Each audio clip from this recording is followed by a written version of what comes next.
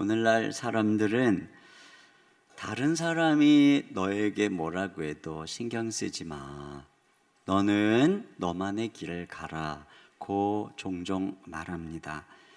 다른 사람의 기준에 의해서 너의 가치를 매기지 말고 너 스스로 너 자신을 중요하게 여기라고 이야기합니다.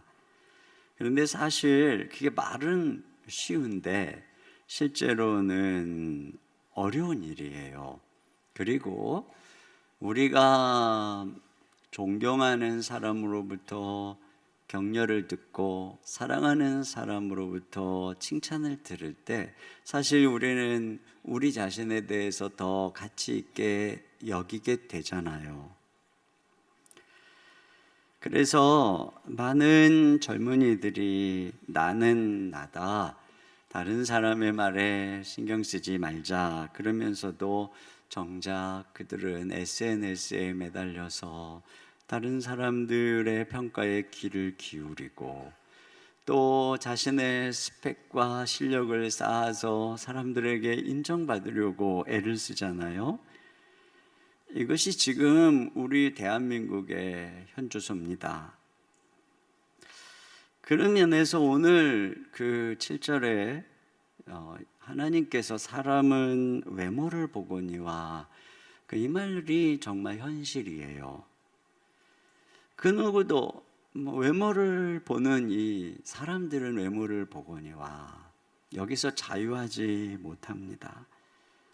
나는 나라고 그렇게 이야기를 하지만 모든 사람들이 다 외모 추구형의 사회를 만들어가고 있고 그래서 너도 나도 자기의 스펙을 쌓고 성형을 하고 얼마나 이런 외모 열풍이 불고 있습니까? 그러나 이어서 하나님은 이렇게 또 말씀하세요. 나 여호와는 중심을 보느니라. 이 말의 의미가 뭘까요? 이 말씀을 하나님께서는 외모들을 보지 않고 사람하고는 다르게 중심을 보는 분이기 때문에 그래서 하나님이 다윗을 보니까 그 중심이 똑바라서 다윗을 선택했구나. 이렇게 이제 보는 것은 조금 문제가 있어요. 왜 그러냐면은 성경 전체를 보면 하나님을 알지 못하는 모든 사람들의 중심 마음은 다 부패했다. 의인은 없나니 하나도 없다라고 말씀하고 있거든요. 그런 면에서 하나님께서 여기 중심을 보신다. 그 말은 그래서 그 하나님이 다윗을 선택했다는 것은 다윗의 중심이 옳다. 자, 그래서 선택했다라고 하는 것이 아니에요. 여기서 이 중심을 보신다는 의미는 선택의 조건이 아니고 선택의 결과로 볼 수 있습니다. 중심이 옳아서 다윗을 선택한 게 아니고 하나님께서 누군가를 선택하는 목적이 그 사람의 중심을 변화시키는 데 있는 것이에요. 그래서 하나님이 어떤 사람을 선택하셨다면 하나님은 그 사람의 마음을 변화시키기 시작합니다. 누군가가 나는 선택받았고 거듭났다고 하는데 마음이 중심이 변화되지 않았다면 그 사람은 선택받은 사람이 아닌 것입니다. 그런 면에서 세상 사람들은 점점 외모 추구형으로 살아가는 것이고 하나님이 선택한 사람은 점점 중심 추구형으로 변화돼서 이게 둘이 전혀 다른 모습으로 나타나는 거예요. 그런 면에서 오늘 이 본문 말씀을 가지고 외모 추구형과 중심 추구형 인생의 차이를 좀 생각해 보려고 합니다. 첫째로 외모 추구형과 중심 추구형은 바라보는 인생의 방향이 달라요. 오늘 이 말씀을 이렇게 살펴보면 외모와 중심이 대립적 관계에 있음을 알 수 있어요. 오늘 1절부터 읽진 않았지만 1절부터 13절 사이에는 외모가 아주 출중한 두 사람이 중심을 보시는 하나님께 버림받았다는 말씀이 나옵니다. 먼저 1절 상반절 같이 봅니다. 시작. 여호와께서 사무엘에게 이르시되 내가 이미 사울을 버려 이스라엘 왕이 되지 못하게 하였거늘. 하나님이 이미 사울을 버렸대요. 근데 여러분, 이 사울이 어떤 사람이죠? 사무엘상 10장 23절 상반절 시작. 그가 백성 중에 선이 다른 사람보다 어깨 이만큼 컸더라. 그야말로 외모가 출중한 사람입니다.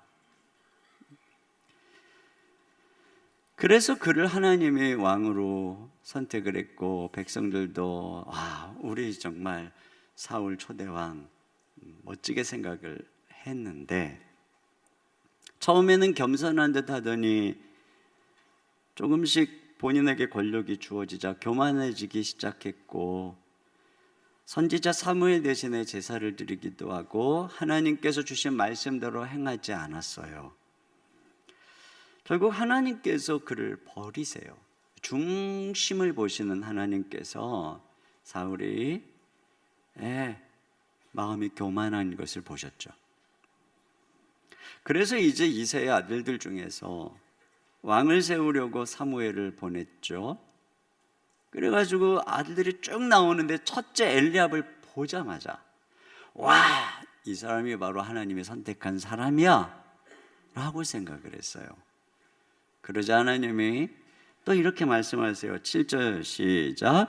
여호와께서 사무엘에게 이르시되 그의 용모와 키를 보지 말라. 내가 이미 그를 버렸노라. 여기서도 이미 버렸다. 자, 엘리압의 자초지정, 속사정은 왜 버림받았는지 몰라요. 그러나 유추할 수 있죠. 사무엘이나 엘리압이나 외모, 외적 조건, 또 엘리압 장남이기도 하고, 그러다 보니까 굉장히 좀 교만해지지 않았을까. 중심을 보시는 하나님 앞에서 문제가 생긴 것입니다. 우리는 어떤 사람이 외모가 출중하고 아름답고 또 스펙이 대단하고 업적과 삶의 성공적 삶을 살아가면 그 사람의 중심도 훌륭할 거라고 생각을 합니다. 그런데 하나님의 말씀은 오히려 그런 사람일수록 하나님 앞에 중심이 문제가 있을 확률이 크다, 이렇게 말씀하고 계세요. 우리가 우리의 외모의 아름다움과 멋짐으로 누군가에게 칭송을 받고 우리의 학벌이나 우리의 재력이나 우리의 명예로 칭송을 받을 때 우리 중심이 우리 자신도 모르게 하나님이 보실 때 멀리 부적격하게 흘러가기가 아주 쉽다 하는 것이죠. 여기 사람은 외모를 본다라고 말씀할 때 외모는 단지 어떤 외적인 그 모양뿐 아니고 그 사람이 자랑하고 의지하는 어떤 그의 외적 조건을 포함한다고 할 수 있습니다. 그러므로 이런 그 외모 추구형의 사람은 자기 정체성을 자기의 외모와 자기의 조건에서 찾으려고 하죠. 그리고 남들이 자기에 대해서 뭐라고 하는가에 자기 정체성에 기반을 두고 살아갑니다. 우리가 이렇게 외모 그러면 저는 딱 떠오르는 사람이 누구냐면 자기 외모에 정신이 팔려서 물에 빠져 죽은 나르시스가 생각이 나요. 그런 면에서 외모 추구형 인생들은 모두 다 나르시스트들입니다. 그래서 제가 그 자기 애적 그 성향의 사회에 대하여인가 하는 그 책을 본 기억이 나는데요. 뭐라 그랬느냐면은 그 외모 중심적인 포스트 모던 사회에 가장 성행하는 유행성 질환이 뭐냐? 바로 이 나르시즘, 자기애적 성향이라고 하는 질병이라는 거예요. 근데 제가 굉장히 공감하는 그 중에 하나가 뭐냐면 우리 아이들 카메라만 들고 이렇게 찍는 그 셀카. 계속 저도 우리 딸하고 여행할 때 막 계속 셀카를 찍는 거예요. 뭐 이 표정 저 표정 해가지고 완전 나르시시스트죠. 완전. 우리 애만 그래요? 여러분이 다 그렇잖아요. 요즘 애들 다 나르시스트들입니다. 우리가 그렇게 키우고 있는 거죠. 모두 인생의 중심이 나고 자기를 위해서 살아가는 인생. 그래서 그들의 삶은 자기 애를 위한 나르시시즘을 위한 연기인 것이죠. 여기 사울 같은 경우에 자기 업적과 사람들의 칭찬에 굉장히 자기 정체성을 두고 있는 전형이에요, 사울이. 그러다 보니까 사람들이 흩어질까 봐 사무엘이 늦게 들어오니까 자기가 그냥 제사를 드려버리는 것입니다. 결국은 이 신앙까지도 사람들의 인기를 모으기 위한 도구로 사용하고 있는 것을 알 수가 있어요. 이와 같이 이 나르시스트적인 사람은 신앙조차도 자기 애를 위한 도구로 사용하는 거예요. 이런 사람을 영적인 나르시스트라고 말할 수 있죠. 그런데요, 건강정신 전문가들은 말하기를 이런 얘기를 했어요. 재밌는 얘기인데요, 나르시스트를 우리가 사랑할 수 있는데 그러려면 상대방을 6살짜리 아이처럼 취급해야 하고 상대방으로부터 아무것도 기대하지 말아야 된다 그랬습니다. 진짜로 그렇잖아요. 여러분 주변에 어떤 그런 분 만나본 적 있죠? 대화를 진행할 때 끊임없이 그분을 칭찬하지 않으면 대화가 진행이 안 되는 분. 그래서 다음에 또 만나기 너무 피곤한 분. 네, 누구죠? 나르시스트. 그러니까 여러분 누구 만나면 자꾸 자기 얘기만 하려고 그러지 마세요. 이렇게 들어주세요. 좀 들어주세요. 근데 뭐라고 그랬냐면요, 이런 나르시스트가 개과천선하기란 정말 어렵다. 그래서 이런 얘기를 했어요. 당신이 나르시스트와 엮일 조짐이 보이면 36개 주랭랑을 쳐라, 이런 얘기를 했습니다. 근데 뭐 온통 다 주변에 나르시스트인데 어디로 도망가겠어요? 키에르케고는 이렇게 성취와 사람들의 평판에 삶을 거는 인생을 세상에 저당 잡힌 인생, 자아가 없는 인생이라고 했습니다. 그렇잖아요. 외적인 성취와 사람들의 평판에 자기 정체성을 두니까 항상 자신감과 불안, 교만과 열등감 사이로 왔다 갔다 하면서 흔들리는 인생, 이 외모 추구형 인생은 자아가 없어요. 그 반대 지점에 있는 것이 바로 이 중심 추구형 인생입니다. 여기 외모와 대조가 되는 중심은 더 이상 자기를 신뢰하지 않고 하나님을 의지하는 마음을 말하는 거예요. 하나님께서 나 여호와는 중심을 본다라고 하시는 말씀은 그 사람의 중심에 어떤 뭐 남다른 의로 뭐가 있는 것을 본다, 이런 의미가 아니고 그 사람의 중심에 하나님을 사랑하는 마음이 있는가, 그 사람의 중심에 하나님의 말씀을 마음에 두고 순종하는 마음이 있는가, 그 사람의 중심에 그리스도가 계시고 그리스도가 그 사람의 의요 행복이요 전부인가, 바로 그러한 중심을 보신다는 의미죠. 그런 면에서 중심 추구형 인생은 바로 자기 정체성을 그리스도에게서 찾는 사람입니다. 어떤 자기의 성취나 사람들의 칭찬이 아니고 하나님께서 내게 뭐라고 말씀하시는가에서부터 자기 정체성을 찾는 사람입니다. 외모 추구형은 자기의 노력으로 정체성을 추구하고 실현하려는 사람이라면, 중심 추구형은 하나님으로부터 정체성을 수여받는 사람이라고 할 수 있어요. 모든 종교는 이게 도덕적으로 노력하고 종교적인 의식을 통해서 스스로 구원받고 스스로 안정감을 얻으려고 하는 것입니다. 그러나 기독교는 우리가 성취한 이력과 성품 때문이 아니고 철저히 그리스도 안에서 선물로 주어지는 것이고, 하나님의 아들이 우리를 위해 죽으셨기 때문에 그분 안에서 정체성을 찾는 것이죠. 그래서 외모 추구형의 사람이 사람들의 칭찬에 매달릴 때, 중심 추구형 사람은 하나님의 나에게 뭐라고 하시는가에 귀를 기울이는 사람이라고 할 수 있습니다. 대조적이죠. 외모와 중심, 이 둘은 세속적인 사람과 하나님의 사람의 대조적인 인생의 방향을 말해주는 아주 중요한 단어입니다. 두 번째로, 외모 추구형과 중심 추구형은 섬기는 왕이 달라요. 이스라엘 사람들이 어느 날 사무엘에게 와서 우리에게도 저 이방 나라처럼 아주 기골장대하고 실력 있고 유능한 왕을 세워주십시오. 그런 왕이 있으면 자기들이 그 왕으로부터 보호를 받고 안전할 거라고 생각을 한 것입니다. 그때 하나님께서는 사무엘을 통해서 너희들 생각하고는 다르게 그 왕으로 인해서 너희가 학대를 받을 수 있고 고통을 당할 수도 있어 라고 경고를 했음에도 불구하고 그들이 끝까지 고집을 부려서 결국 하나님께서 그들에게 뭐라고 하셨냐면요, 사무엘상 8장 22절 다 같이요, 시작.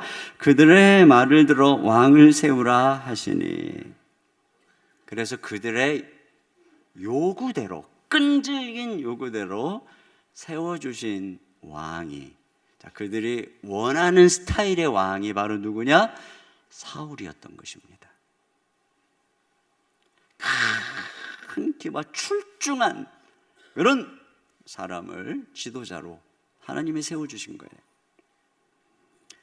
여러분, 이처럼요, 외모를 추구한다는 것은 궁극적으로 하나님 대신 바로 그 사람을 왕으로 삼는다는 의미가 되는 거예요.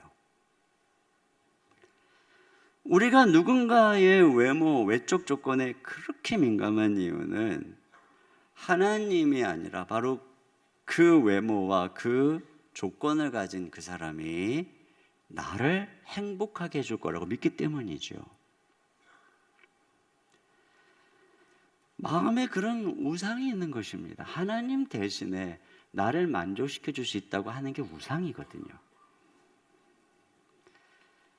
그래서 우리가 외모와 외적 조건을 추구한다는 것은 하나님 대신 어떤 인간을 내 인생의 백마탄 왕자요, 흑기사요, 왕으로 삼고자 하는 행동이죠. 근데 여기에 불행이 있어요. 결혼이라고 하는 것도 상대가 내 결핍을 채워줄 거라고 피차 생각하고 결혼하니까 서로 결핍을 쏟아내며 불행한 결혼을 만들어 가잖아요.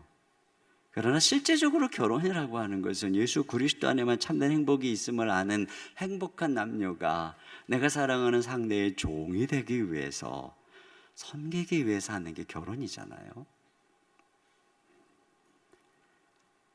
연약한 인생 중에 도대체 누가 우리의 결핍을 채워주고 우리의 행복을 만족시켜 줄 수 있는 그 하나님 자리를 대신할 수 있을까요? 남편을 100번 바꾸고 아내를 100번 바꿔도 그건 불가능한 것입니다. 또 어떤 인간이 하나님 자리를 대신할 수 있다는 거예요? 자꾸 하나님이 하실 일을 인간에게 요청하기에 우리는 끊임없이 외모를, 조건을 추구하는 거예요.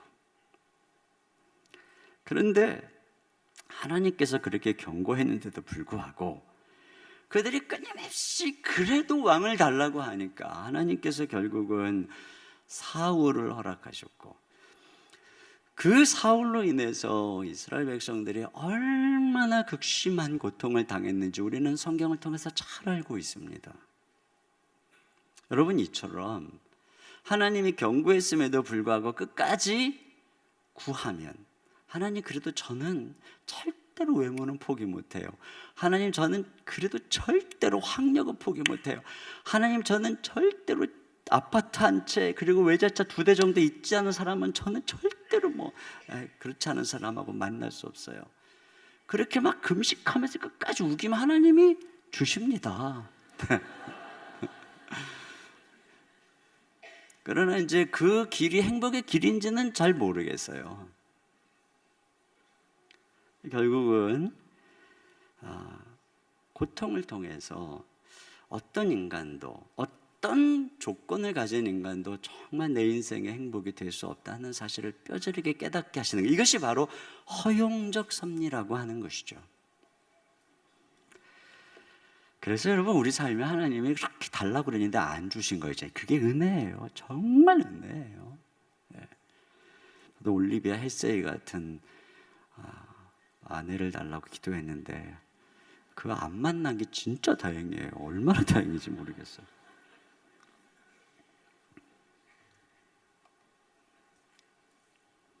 요즘 사람들은 올리비아 헬세이가 누구지 몰라요. 청순 가련형의 있어요. 나같이 이렇게 가련한 사람이 그런 가련한 여성을 만났어 봐요. 큰일 날 뻔했어요.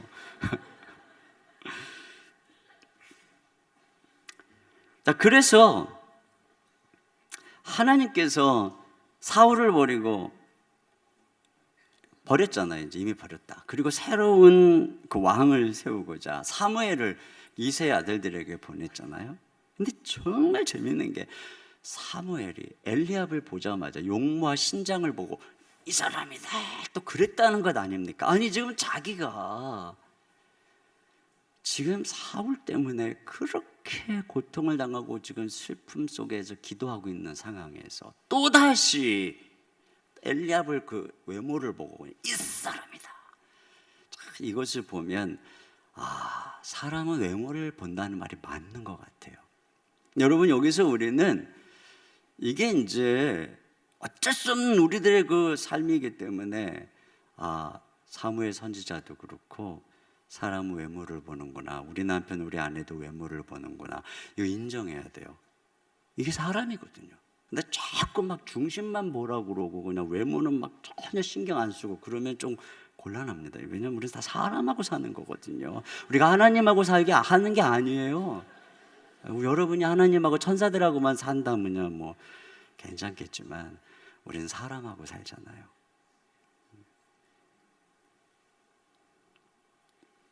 남편들도 좀 배도 좀 집어넣으시고 좀 신경 좀 써주세요. 예. 아내한테만 자꾸 뭐라 그러지 말고.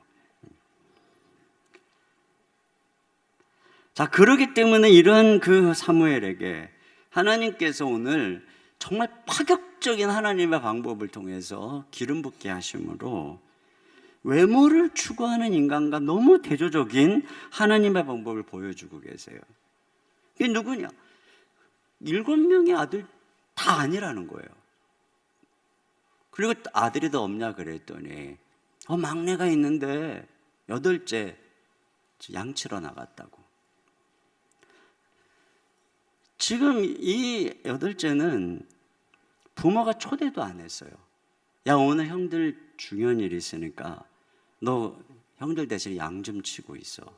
이렇게 생각한 아이고 어른들의 일에 너는 그냥 나가라, 뭐 이런 어린아이거든요. 전혀 존재감이 없어요. 왕으로 기름을 붓기 위해서 그 자리에 초대했을 때 누구도 생각하지 않았던 바로 아웃사이더, 그를 데리고 왔을 때 하나님이 그에게 기름을 부으라고 말씀하시는 겁니다. 파격적이죠. 지금 왕을 기름 붓는 거예요. 거기에 대한 조건이 지금 뭔지 일단 사울을 통해서 다 봤어요. 지금 그걸 대신할 수 있는 왕을 기름 붓는 거예요. 그런데 하나님께서 너무나 파격적인 양치기 소년을 데려다가 기름 부으라는 거예요. 그리고 기름을 붓고 그를 사무엘이 왕으로 교육시키게 데려갔습니까? 왕자께 보냈습니까? 아니에요. 너 다시 돌아가서 양쳐라. 이건 말이죠, 하나님께서 인간의 어떤 그 지도자에 대한 자격, 또 그를 양성하는 과정을 완전 무시하는 파격적 선택입니다. 왜 그렇게 하신 걸까요? 하나님께서 하신 말씀에 답이 있어요. 사람은 외모를 본다, 중요하게 여긴다. 본다는 말이 보고 선택한다는 거예요. 사람은 외모를 보고 선택하는데 나 여호와는 중심을 보고 선택한다는 거죠. 다시 말하면 나 여호와가 중요하게 여기는 건 중심이라는 거예요.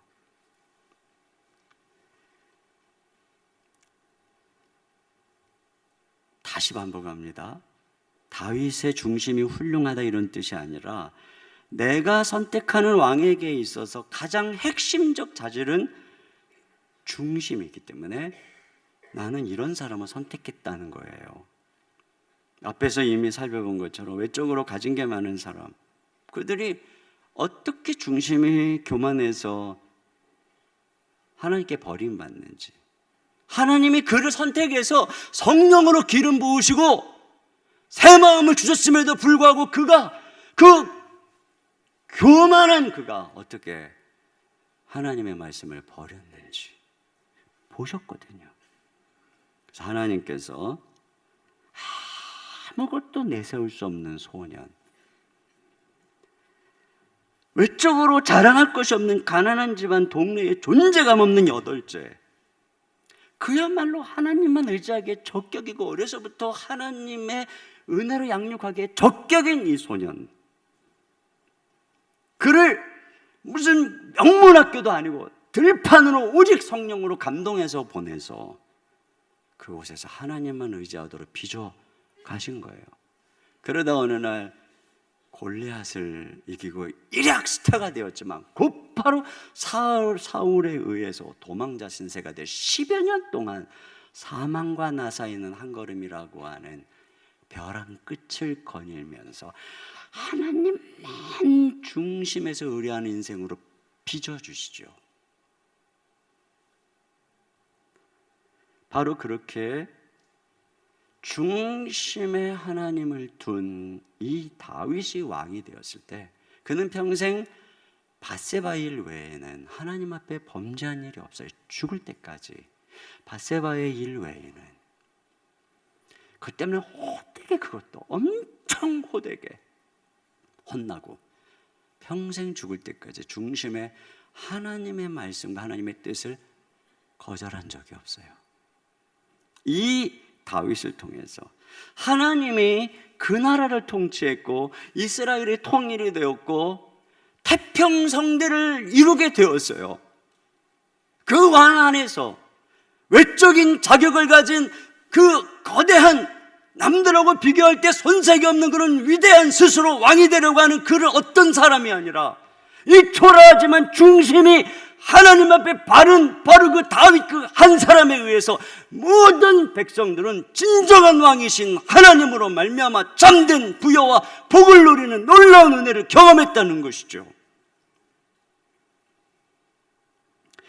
바로 우리 시대에 필요한 지도자의 자질은 자기의 재주와 자기의 힘으로 왕노릇 해보겠다는 외모가 출중한 사람이 아니라, 아니 오히려 이런 사람들로 인해서 얼마나 우리가 실망과 상처를 경험하고 있습니까? 인간은 왕이 될 수 없어요. 우리에게 필요한 사람은 중심이 진정한 왕이신 하나님 앞에 열려있는 그리스도가 그 중심에 거하는 바로 그 사람이에요.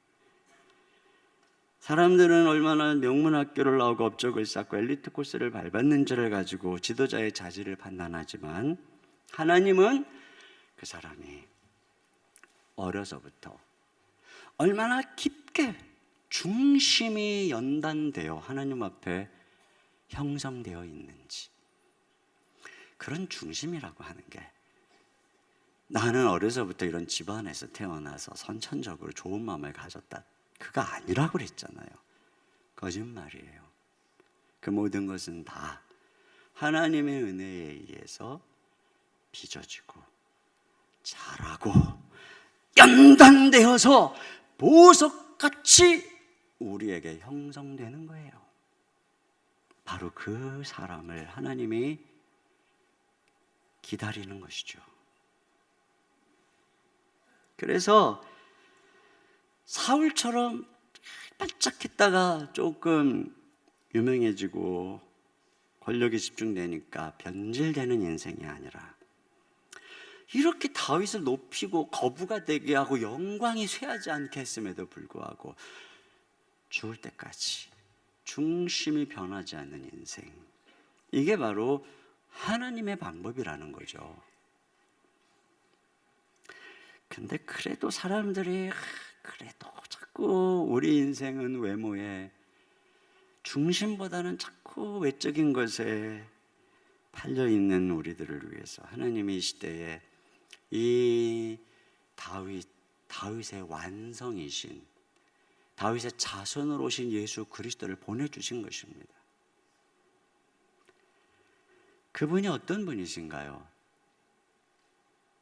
베들레헴 출신, 태어나서 나사렛이라고 하는 아주 촌동네에서 공생애를 시작하는 30세에 등장하기 전까지 어떤 존재감도 없었던 분, 오히려 그분에 대해서 이사야 선지자가 이렇게 예언을 하죠. 53장 2절 시작. 그는 주 앞에서 자라나기를 연한 순 같고 마른 땅에서 나온 뿌리 같아서 고운 모양도 없고 풍채도 없은즉 우리가 보기에 흠모할 만한 아름다운 것이 없도다. 정말 아무 아름다운 것이 없고 오히려 사람들이 얼굴을 돌릴 만큼. 그래서 과연 정말 이렇게 초라하고 비천한 인생에게 여호와의 손이 나타났을까 하고 반문할 정도로 이 세상적인 자격이 없었던 분. 그러나 한 가지, 도살장에 끌려가는 양이 털 깎는 자 앞에서 잠잠하듯이 예수님께서는 중심에 어떤 자질이 있으셨나요? 항상 하나님 말씀에 순종하는, 새벽 미명에 하나님과 교제하며 주의 음성을 듣고 날마다 하나님이 말씀을 입에 담아 말씀하고 하나님의 뜻대로 행동하면서 하나님의 뜻대로 행하시기 언제나 하나님이 동행하시고 성령이 함께하는 분. 그래서 결국은 죽기까지 복종하셨던 예수님, 바로 이 자질을 성경이, 이분이 온 땅의 위대한 이름으로 왕이 되게 하신 가장 중요한 자질이라고 말씀하고 있는 것입니다. 빌립보서 2장 5절로 8절 다 같이요 시작. 너희 안에 이 마음을 품으라. 곧 그리스도 예수의 마음이니 그는 근본 하나님의 본체시나 하나님과 동등됨을 취할 것으로 여기지 아니하시고 오히려 자기를 비워 종의 형체를 가지사 사람들과 같이 되었고 사람의 모양으로 나타나사 자기를 낮추시고 죽기까지 복종하셨으니 곧 십자가의 죽으심이라. 그래서 그 주님을 부활시키고 승천시키고 보좌에 앉아서 모든 이름에 뛰어난 이름으로 온 땅의 주요 왕을 삼으신 것이에요. 그리스도 안에서 우리는 드디어 우리의 창조자요 모든 부여의 원천이신 하나님 아버지께 나갑니다. 내가 곧 길이요 진리요 생명이 나로 말미암지 않고는 아버지께로 올 자가 없느니라.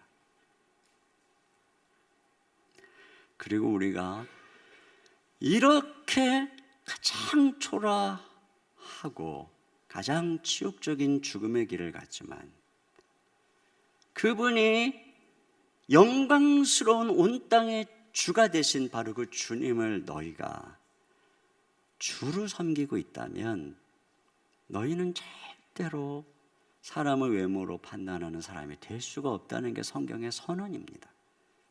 하나님이 우리가 섬기는 주님을 그분의 외모가 아니라 그분의 중심을 보시고 그렇게 높이 들어 영광스럽게 하셨다면 우리가 어찌 다른 사람을 가진 것에 적고 많음으로 신분의 지위를 가지고 어떻게 판단할 수가 있냐는 겁니다. 하나님은 외모가 아니라 중심을 보시는 하나님이고 그 사람 안에 그 소중한 마음이 어떤 것인가를 귀하게 보는 그 하나님을 섬긴다면 어떻게 너희가 그럴 수 있느냐? 그럴 수 없다는 거예요. 야고보서 2장 1절 다 같이요. 시작. 내 형제들아 영광의 주 곧 우리 주 예수 그리스도에 대한 믿음을 너희가 가졌으니 사람을 차별하여 대하지 말라. 여러분, 이것은 우리 자신에게도 마찬가지예요. 우리는 우리 자신에 대해서도 항상 이런 생각을 합니다. 내가 더 외적으로 어떤 스펙이 있고 내가 외적으로 어떤 성공을 하면 하나님이 그때 나를 쓸 거라고 생각한다는 것이죠. 이게 우리의 착각이에요. 그게 아니에요. 하나님은 중심을 보고 쓰시는 거예요. 우리 중심에 하나님을 사랑하는 사람, 하나님을 경외하는 사람, 그리스도가 중심에 있어서 그리스도를 나의 자랑이요 의로 삼는 사람, 그 사람을 쓰시는 거지. 외적으로 아니 사울도 버리고 엘리압도 버렸대잖아요. 제가 이번에 팜퍼러스를 준비하면서 저도 제 안에도 이런 마음이 있다는 걸 깨달았어요.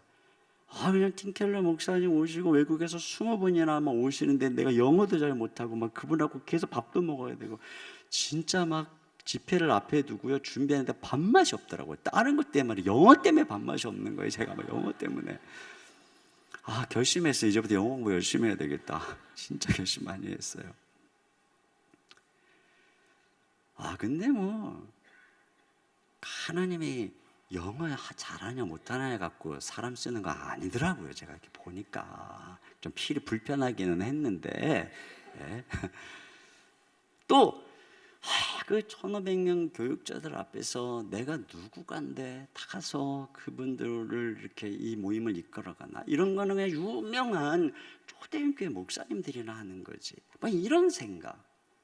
근데 정작 이 모임을 진행하면서 많은 분들이 우리들에게 감동하는 것은 저를 비롯해서 함께 섬기는 이사 목사님들, 그렇게 유명한 분 하나도 없는데 한국교회를 생각하고 자기 자랑을 안 하려고 노력하고 자기를 드러내지 않으려고 그러고 숨어서 섬기며 오직 이 운동을 통해 한국교회 생태계가 회복되기를 바라고 서로를 격려하고 서로 연합하는 바로 이 모습을 통해서 하나님이 일하시고 사람들이 그것을 보고 큰 도전을 받고 이게 복음이구나 하는 것을 보고 감동받더라는 것이죠. 우리가 정말 이제는 이런 생각을 버려야 되는 것 같아요. 우리는 일하기 위해서 유명한 사람을 찾는데 하나님은 오히려 무명한 사람을 찾고, 우리는 일하기 위해서 부자를 찾는데 하나님은 오히려 가난한 사람을 찾고, 우리는 일을 하기 위해서 성공한 사람을 찾는데 하나님은 오히려 실패한 사람을 찾고, 그래서 전적으로 중심에 하나님을 의지한 사람을 찾는 것, 이게 성경의 이야기인데 왜 우리는 자꾸 사람을 자랑하고 큰 교회를 자랑하고 왜 우리는 자꾸 하나님이 기뻐하지 않는 왕놀이를 하려고 할까요? 이제 그만해야 돼요. 더 이상 한국교회는 그런 왕이 끌어가는 그런 시대가 지났어요. 겸손하게 그래서 하나 될 줄 아는 사람들을 통해서 하나님은 분명히 한국교회 다음 시대를 이끌어갈 거예요. 세 번째로 외모 추구형과 중심 추구형은 비교와 경쟁에서 차이가 있어요. 외모 추구형이 경쟁에서 벗어나지 못하는 이유가 있어요. 그것은 바로 그들은 끊임없이 사람들의 평판과 자기의 업적에 자기 정체성을 두기 때문에 그렇습니다. 그래서 사람들의 평판에 자기 정체성을 두었던 사울이 다윗의 인기가 올라가자 자기 속에 있는 질투심과 분노를 견딜 길이 없었어요. 외모를 추구하는 사람의 가장 큰 위험이 여기에 있어요. 항상 긴장하고 불안하고 주변에 있는 모든 사람들이 경쟁자이고, 그렇기 때문에 비슷한 경쟁자가 나타날 만하면 그 사람을 부정적으로 말하고 그리함으로써 나의 정체성을 끌어올리고, 상대방이 나와 공존하는 방법은 유일하게 그가 내 지배 아래에서 나보다 열등한 모습으로 남아있는 것 외에는 없는 거죠. 그러나 그가 유명해질 때 사울처럼 이 마음속의 경쟁심으로 결국 사울의 인생은, 성경에 보세요, 하나님이 초대왕으로 기껏 세워놨더니 인생 전체를 다윗을 쫓아다니면서 죽이려고 모든 에너지와 시간을 다 소비하고 급기야는 블레셋에 의해서 죽임당하잖아요. 다윗은 사울에게 손 하나 안 돼요. 외모 추구형 인생의 위험이 여기에 있어요. 정리하면 나르시스 성향으로 자아도 없고 친구도 없고, 인간왕을 의지하다가 상처받고 배신당하고 모든 사람과 비교하고 경쟁하면서 인생을 망치는 거예요. 그러나 중심 추구형은 거듭 말씀드리지만 하나님이 선택한 사람의 특징, 중심을 다룬다 그랬잖아요. 그들은 무엇을 깨닫냐면 하나님이 다윗을 선택하신 것처럼 아무 조건 보지 않고 나를 선택했다는 것을, 그 무조건적인 선택의 은혜를 인식하는 사람들이에요. 그래서 하나님이 나를 외적인 조건으로 선택하지 않았음을 깨달아요. 하나님 왜 나 같은 사람을 선택하고 사용하시나요? 주님의 대답은 한 가지죠. 네가 내 마음에 들어서. 왜 제가 주님 마음에 들었나요? 그냥. 이것이 하나님의 대답이에요. 에베소서 1장 5절에 그 기쁘신 뜻대로 우리를 예정하사, 기쁘신 뜻대로, 그냥 주님이 좋아서, 그냥 주님이 우리를 좋아서 우리를 예정하시고 선택하셨다는 거죠. 하나님이 야곱은 사랑하고 에서는 미워했다. 왜 하나님 야곱을 선택했나요? 내가 야곱을 사랑해서. 왜 야곱을 사랑하셨나요? 그냥. 똑같아요, 여러분에게도. 하나님 왜 저를 사랑하셨나요? 그냥. 이런 질문할 때 꼭 우리 속에 뭐가 있냐면, 하나님 그래도 내가 뭔가가 있어서 저를 선택하신 거죠. 요 욕구, 이거 대단한 착각입니다. 굳이 진실을 말하자면 저와 여러분은 죄인으로서 하나님이 펄펄 끓는 지옥불에 영원토록 집어쳐넣어도 그 죄값을 거룩하시고 의로우신 하나님 앞에 다 감당할 수 없는 하나님의 진노의 대상이었던 것입니다. 아니, 그런 우리에게 어떤 자질, 조건, 뭔가가 있었다고요? 성경에 어디 그렇게 말합니까? 우리가 아직 죄인 되었을 때에, 하나님과 원수 되었을 때에 하나님이 죄인된 우리를 그냥 사랑하셔서 당신의 아들을 십자가에 못 박았다. 이게 진실입니다. 뭘 자꾸 우리 안에 뭐가 있었을 거라고 상상하냐고요. 그런 상상 백날 첫날 해봐야 다 진실이 아니에요. 여러분에게서 나온 게 아닙니다. 그냥 이유 없이 영원히 죽을 수밖에 없는 우리를 보시고 긍휼히 여겨주셔서 그분의 무조건적 선택으로 우리를 구원해 주시고 선택해 주시고 사용해 주시는 거예요. 그래서 우리가 알 수 있는 거 있죠. 내가 죄인 되었을 때, 원수 되었을 때에도 그렇게 나를 주의 전적 은혜로만 구원하고 사용해 주신다면 그 은혜의 하나님이 과연 지금 나보다 더 뛰어난 어떤 사람이 나타났다고 갈아치울까? 아니라는 거예요. 그러므로 중심 추구형의 사람들은 그 하나님의 은혜를 붙들고 자기만의 경주를 갈 수 있어요. 다른 사람하고 다투고 싸우느라고 다윗 같은 경쟁자 누른다고 인생 소비하지 않고 나만의 경주를 갈 수 있는 거예요. 결심해야 됩니다. 나 죽을 때까지 절대로 내 인생을 다른 사람하고 비교하고 경쟁하는 일에 1분 1초도 소비하지 않으리라. 그런 인생 되어지시길 주의 이름으로 축원합니다. 우리 시간 같이 함께 찬양하죠. 우리 나를 지으시니가 하나님, 나를 부르시니가 하나님, 나를 보내시니도 하나님, 나의 나 된 것은 다 하나님 은혜라. 나의 달려갈 길 다하도록, 나의 마지막 호흡 다하도록 나로 그 십자가 품게 하시니 나의 나 된 것은 다 하나님 은혜라.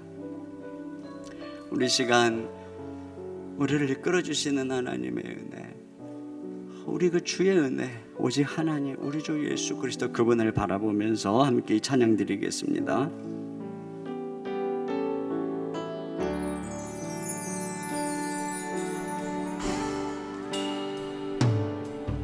나를 지으시니가 하나님, 나를 부르시니가 하나님, 나를 보내시니도 하나님, 나의 나 된 것은 다 하나님 은혜라. 나의 달려갈 길 다하도록, 달려갈 길 다하도록, 나의 마지막 호흡 다하도록, 나로 그 십자가 품게 하시니 나의 나 된 것은 다 하나님 은혜라. 한량없는 은혜, 한량없는 은혜, 다 크기 없는 은혜, 내 삶을 애워싸는 하나님의 은혜. 나 주저함 없이 주저함 없이 그 땅을 밟음도 나를 붙드시는 하나님의 은혜. 우리 시간에 같이 눈을 감고, 여러분 우리가 주저함 없이 걸어갈 수 있는 우리 자격 조건 아니라고요. 중심을 보시는 하나님 앞에 전적으로 하나님 붙들고 하나님 모시고 걸어가는 바로 그 견고한 심지가 있는 사람들을 통해서 하나님은 이 시대 일하세요. 오늘 말씀을 한번 기억해 보세요. 외모를 추구하면 나르시스트가 되고 사람의 칭찬에 민감하여 자아들고 친구도 잃어요. 외모와 조건을 추구하면 사람을 우상 삼고 왕 삼으려다가 그에게 실망하고 상처받아요. 외모와 조건의 정체성을 두면 비교와 경쟁으로 인생을 소비하고 인생이 망하는 거예요. 그러나 중심을 추구하는 사람은 사람이 아니라 그리스도 안에서 의를 얻고 하나님으로 만족하기에 인간을 의지하지 않아요. 하나님만을 왕으로 섬기죠. 그런 사람을 통해 하나님이 일하세요. 자신의 정체성을 하나님의 은혜에 두는 이 사람, 다른 사람하고 비교하고 경쟁하지 않고 묵묵히 자신만의 사명의 길을 걸어갑니다. 이 시간 우리 기도할 때 외모를 추구하고 사람의 인정을 추구하는 이 세상의 흐름에서 벗어나서 오직 하나님만 중심에 모시고 그리스도만을 나의 의요 행복으로 삼고 살아가는 인생 되게 하소서. 다 같이 한 목소리로 기도하겠습니다. 하나님 아버지, 참으로 감사합니다.